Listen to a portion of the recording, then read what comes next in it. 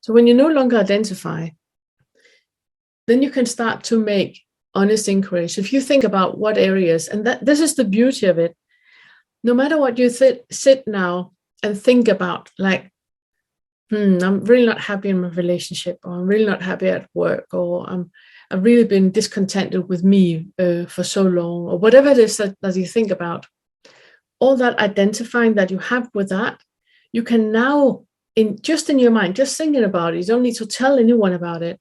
You can just think, what would happen if I didn't do that anymore? What would happen if I didn't identify with that anymore? What would happen? And just entertain the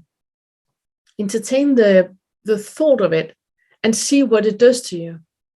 And then you can start to inquire about the thoughts of fear or anxiety or concern or whatever is going on, and just observe what is happening. Keep pulling yourself up to the observer,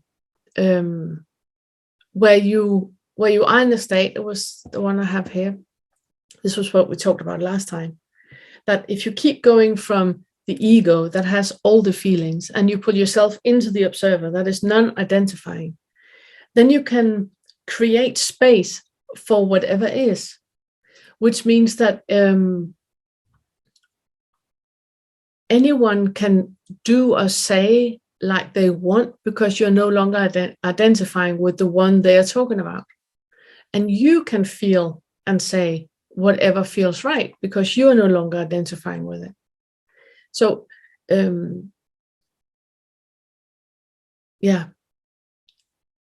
So I think the most important thing in all this is to create the space where you allow you for whatever is coming up, and being curious to what is happening when the thought you're entertaining, that you become aware of that just being a thought, and you becoming aware of the thinker is also just a thought.